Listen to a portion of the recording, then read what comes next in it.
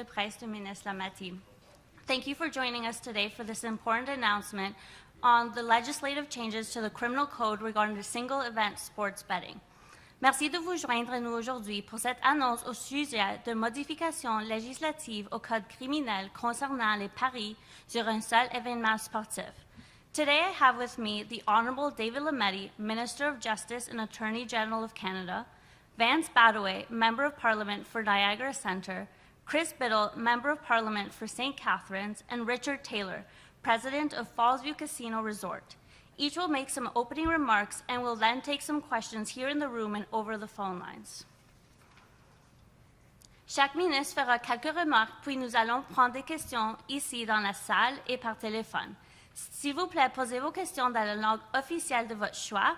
Feel free to ask your questions in either official language. I will now turn it over to Member of Parliament Vance Badaway. Merci et je vais commencer avec le député Badaway.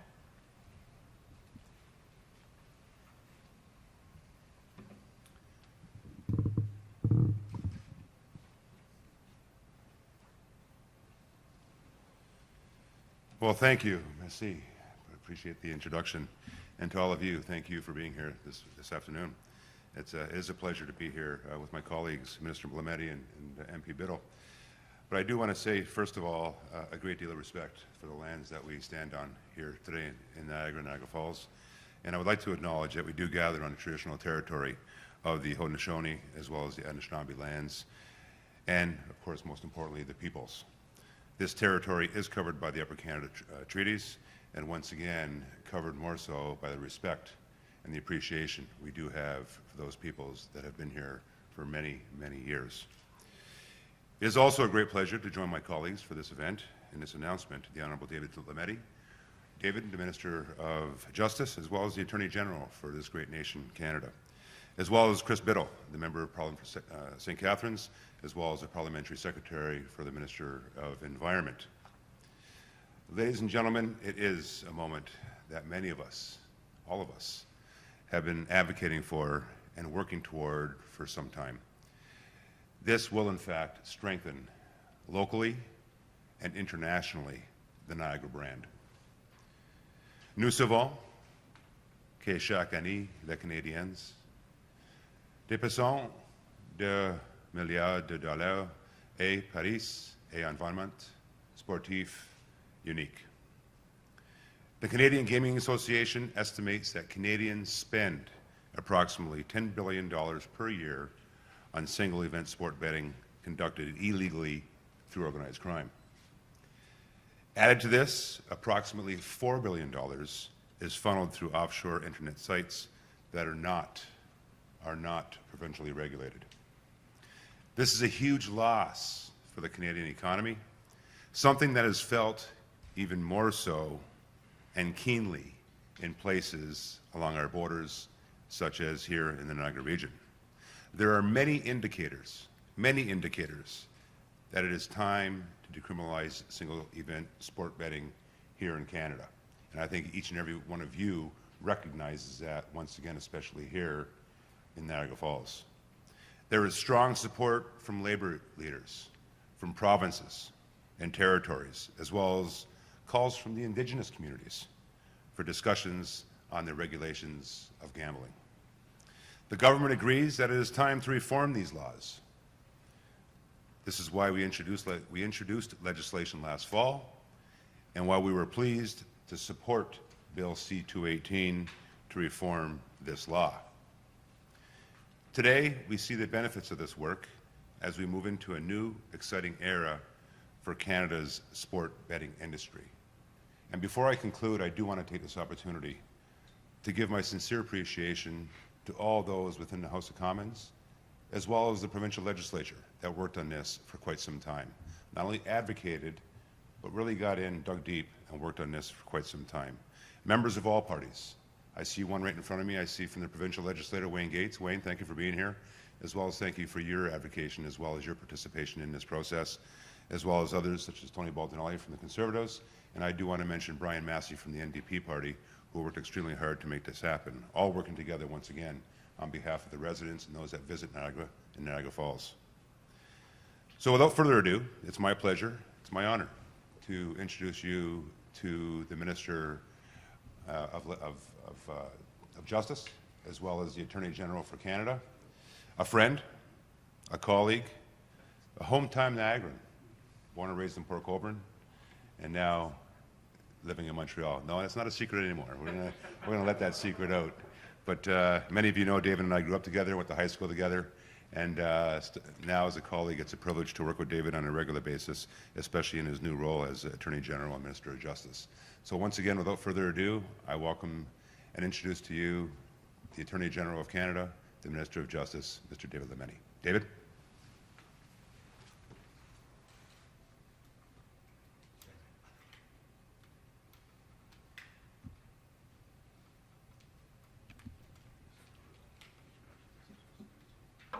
Could we have a mic check, please?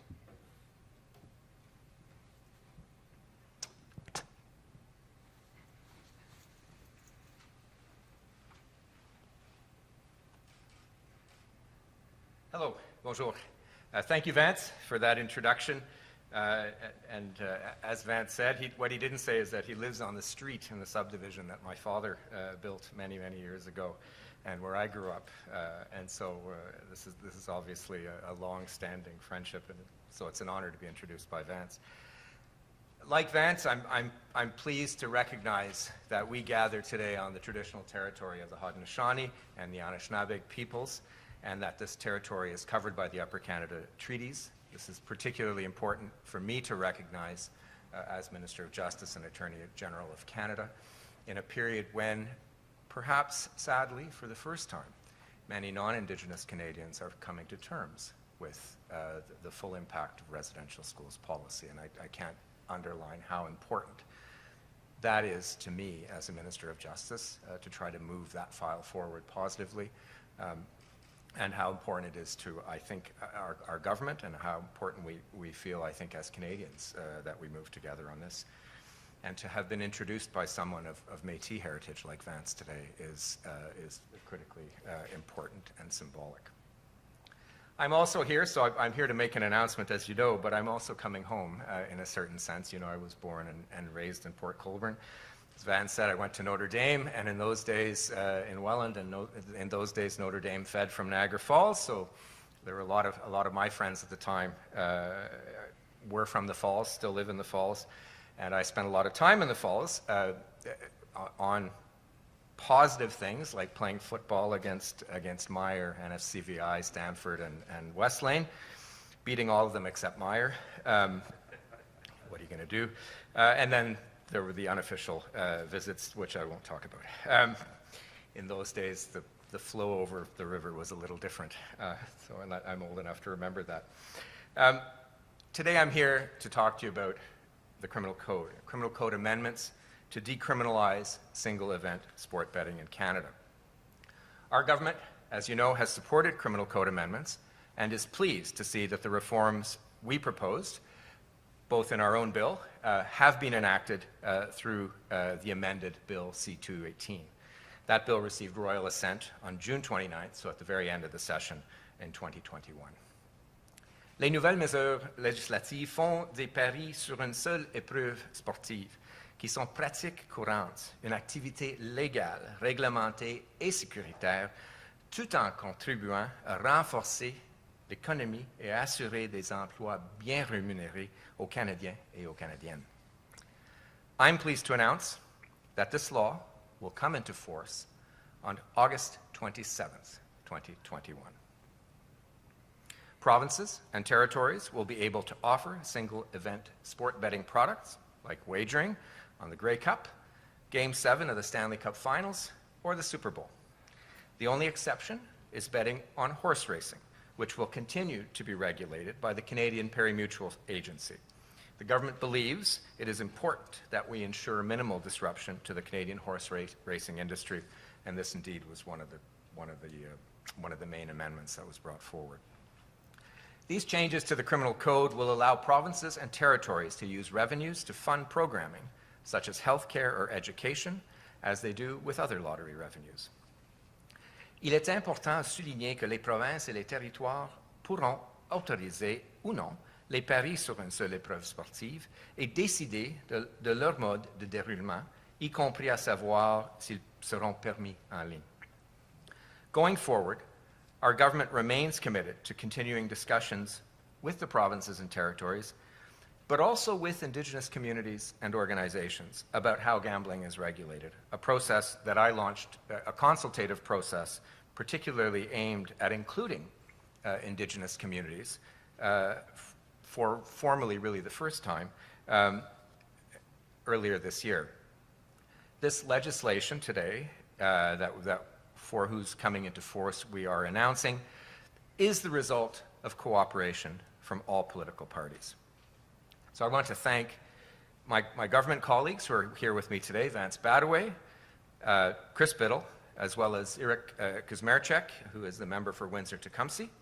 I also want to thank Tony Baldinelli, who's the MP from Niagara Falls, is here today, and MPP Wayne Gates. Also want to thank Kevin Waugh, who's the member for Saskatoon-Grasswood, who brought this private member's bill forward, and Brian Massey, the member for Windsor West, who brought the first private member's bill forward. Private member's bill that all three of us voted for in September of 2016, way back in our first terms of office. So as you can see, I'm part of the informal government caucus for Niagara. It's the three of us standing here. These members from three different parties demonstrated how important legislation can receive support from all three political parties, and we can work across party lines to get it done. This is an important step to ensuring that our laws reflect evolving Canadian values, that they will continue to evolve to include Indigenous peoples down the road, and these laws will keep Canadians safe. So, thank you, merci, that's the end of my formal remarks. Now it gives me a great pleasure to introduce my friend and colleague, the member for St. Catharines and Parliamentary Secretary for Environment and Climate Change, fellow lawyer, frankly one of the smartest guys in our caucus, smartest people in our caucus, but more importantly, he plays the role of lovable curmudgeon. And so with that, I introduce Chris Biddle.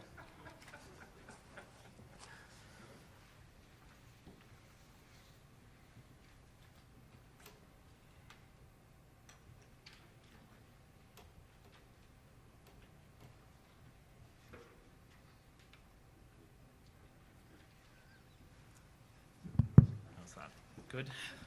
Thank you so much, David. Usually we're in public, so it's lovable curmudgeon. Usually it's just curmudgeon, so I appreciate the opportunity. It's nice to have a Montreal area MP come here and speak about Game 7 of the Stanley Cup Final. I don't know if anyone caught that as well, but that's beside the point. Arms up. Better than the Leafs. That is very true, and better than the Sabres, who are also close by as well. I want to thank everyone for being here today. Canadians have been betting on sport for a long time, whether that's through Proline or less reputable sources. It's something that has carried on for a long time. However, there has been a relic in the criminal code that has prevented sports betting or event betting for a single particular event. I know with respect to the three of us on stage that the opportunity in 2016 to amend the criminal code was a missed opportunity for Niagara, for Windsor, and for many other places in Canada as we look across the river to see a single event sports betting being legalized across the United States. This is a multi-billion-dollar industry, as has been mentioned. Most of that going to organized crime, and another large percentage going offshore into the gray market. But here's an opportunity we have, and excited to hear Minister Lametti announce the coming into force date, where we have an opportunity to regulate, control it, and take the money out of the hands of organized crime. It may seem counterintuitive to many, but this will also have a benefit for the integrity of sport. Match fixing is an issue. Not only, we might like to think of it as only in Europe or the United States, but it is an issue here in Canada. And though counterintuitive, single event and single game sports betting and the sports books that will evolve will help with the integrity of sport to keep an eye on inappropriate match fixing and inappropriate activities. As we were driving in, I grew up in Niagara Falls, and this is very unusual to be down by the falls and see it so empty, for obvious reasons, through COVID-19. Empty parking lots, the Rainbow Bridge, one or two cars going past. But I'm optimistic, and I think we're all optimistic about the future, and speaking to Richard, we're optimistic about what's to come, and people will want to travel. And I want to say to the Niagara tourist industry that we have your backs, that this isn't going to be another tool. It's not a magic bullet, but it'll be another tool to bring tourists here. And for communities like Niagara, I know Windsor, and speaking to Eric Kuzmaricek, who's been a passionate advocate since his election, this is an important piece to create jobs, to build back better in the tourist industry, and to help our economy. And so I want to thank Minister Lametti and Vance. It's been a long haul since 2016, but we didn't give up, and we kept going, and it's exciting to be here today. So thank you so much, and it's my pleasure to introduce Mr. Richard Taylor, who's the president of Niagara Casinos. Thank you so much.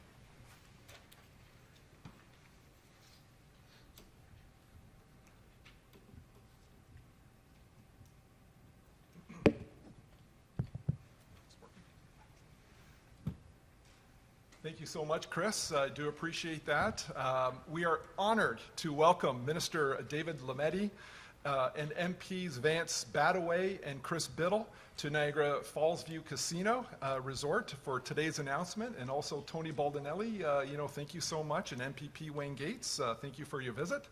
And especially now, the way that we know that you voted, at least back in 2016, an extra special thank you, for today's visit. What an exciting day to be here and part of the gaming industry. Today's announcement that Bill C-218 will be enacted is an exciting step forward for single event sports betting in the Canadian gaming industry. We look forward for this new opportunity to keep business and jobs here in Canada.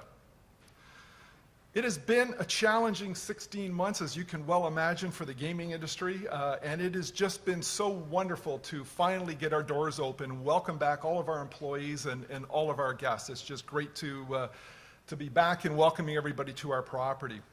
With Bill C-218 set to be enacted, we can look to the future and move forward on new projects for launching the single event sports betting offering for our guests to enjoy. And as I look across the river, I know our competition over at the Seneca has had single event sports wagering for a few years, and it's just nice that we're able to add that amenity to our gaming experience here on this side of the border as well. The new offering will allow for a competitive market, especially in our border communities, similar to ours here in Niagara Falls. We look forward to working collaboratively with government, the AGCO, and the OLG in the development of this new gaming offering here in the province of Ontario. And we want to take the time to recognize the amount of time and effort invested by many individuals over a number of years and organizations that brought us to today's announcement. So thank you to everybody that has been involved in this. And thank you again to Minister Lametti and MPs Badaway and Biddle for joining us at Niagara Falls View Casino Resort today. And we look forward to the exciting future of single event sports wagering here in Canada. Thank you so much. Thank you.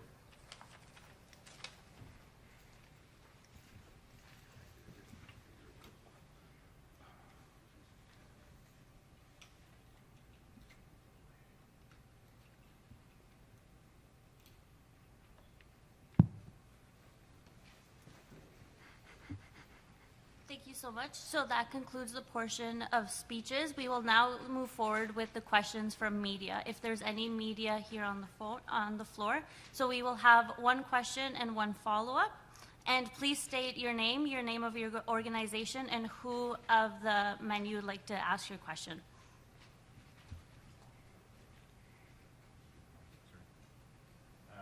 Phil Perkins, CHH News. I can talk to the president of Falls here real quick. So this kicks in, August 27th. What preparations are being made? Mike, Richard. What preparations are being made so people can come here, kind of like in Vegas at a sports book, and watch a ton of sports and make their bets? Is there something in place to get ready for that? Just wait till. Yeah, so this is certainly something that we have been very excited for, but it's all happened so very quickly. We do have plans. We have unprogrammed space on our gaming floor currently, both here at Fallsview and over at Casino Niagara, and we do plan to have a significant investment at both of our properties, and we think that this is just going to be a wonderful amenity to add to our resort experience here that's been missing for a number of years. So yes, we do have plans. From a timing perspective, we don't have those timelines established yet, but it's something that we're working hard to bring here to Niagara Falls. So on August 27th, could someone come here and make a bet like, on a sporting event, or how does that work? No, unfortunately, we won't be prepared at that point in time to be able to do that. As much as we would love to, we just don't have enough preparedness to be able to do that just yet. Thank you. Jamie, and I'm with City TV, and to the Minister of Justice and Attorney General, please. Do we have to change mics every time? That's what they're told me I have to do, so it's a COVID rule.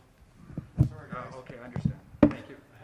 We don't like it, but Yeah, I understand. it goes along with COVID's changed our world. Thank you. Minister, are we going to have a September 20 election? Again, that's something that I'm not going to speculate on.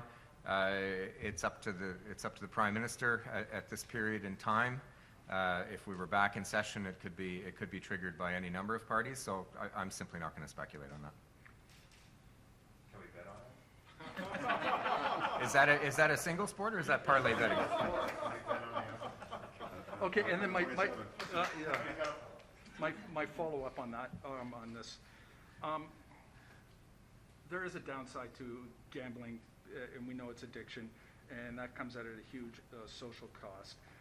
With this more availability to gamble, is there going to be additional money, because we know due to COVID, just like we had to change the microphones, due to COVID, the addictions and the centers that deal with addictions are overwhelmed right now. They need additional money. By adding this another layer of possible addictions, is there going to be money from the advantage of having a single sport betting flow to those areas that deal with? Yeah, I think it's fair to say yes, both at a provincial level, therefore at the level of regulators, but also we will continue to work at the federal level. We have invested a great deal as a government in mental health. Pre-COVID, we've continued to invest a great deal in mental health post-COVID, or during COVID, and we'll continue to work with provincial partners with respect to mental health and programming, specifically targeted at helping gamers who might very well have an addiction problem. It is a serious issue, and all the people that I've spoken to in the process, as well as people who've come up in front of parliamentary committees, have told us this, and they're right. We do need to pay attention to it. But is there money flowing out of this event directly to those? I don't have the numbers. I don't have the numbers at the tip of my fingers, but my team can get back to you. Okay, thank you. Is there any more questions on the floor? It's okay with you, I'm just going to wait Yeah. down there. Yep.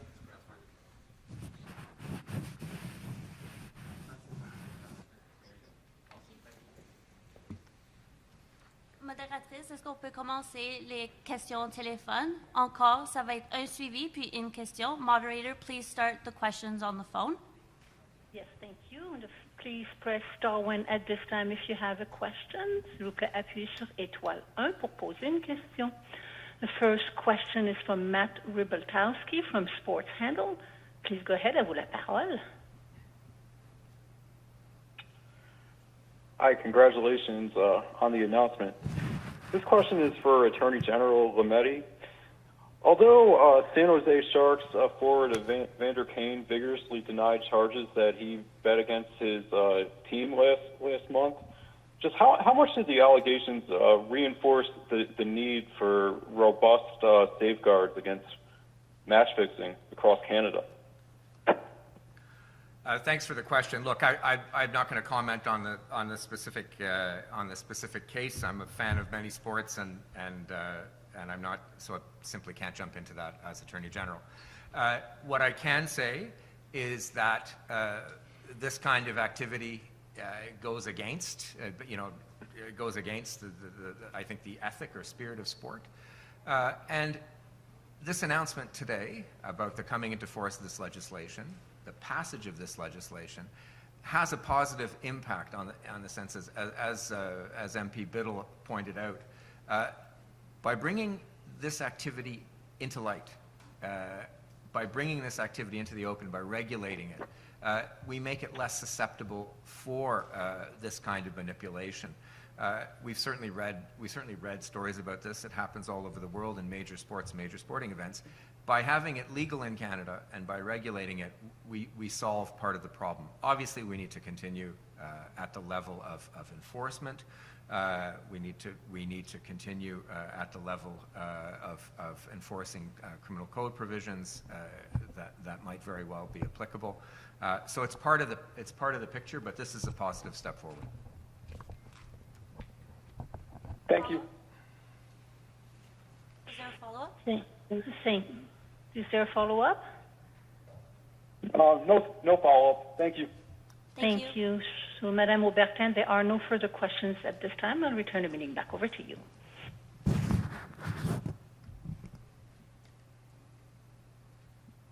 We have a question that just came up from Bob Duff, bookies.com. À vous la parole. Please go ahead.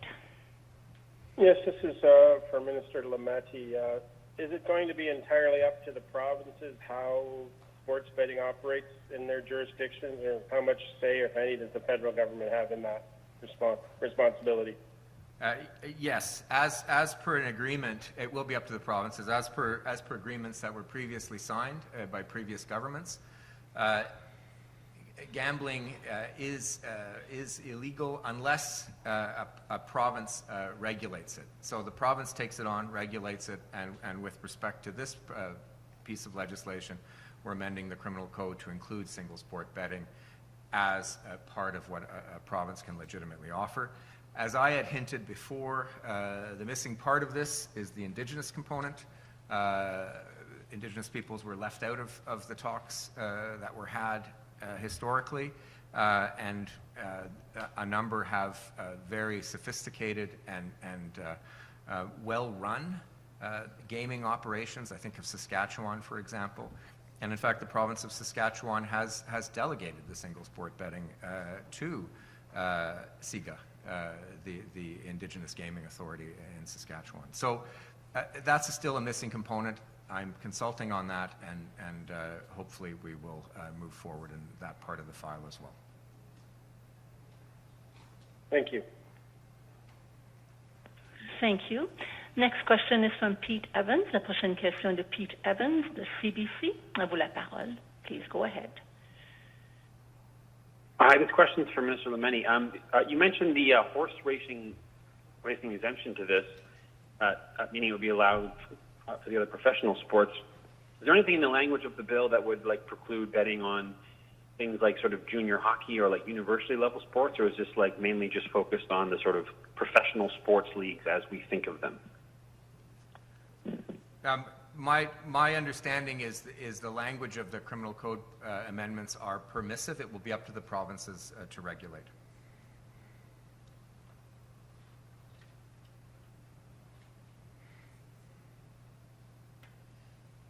Do you have a follow-up question, Mr. Evans? No, that answers my question. Thanks.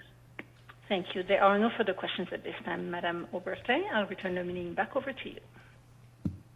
Merci beaucoup. Cela fait fin de notre conférence de presse. Thank you very much to MP Badaway, Minister Lametti, Mr. Taylor, and MP Biddle for joining us, and for everyone joining us. Merci beaucoup et bonne journée.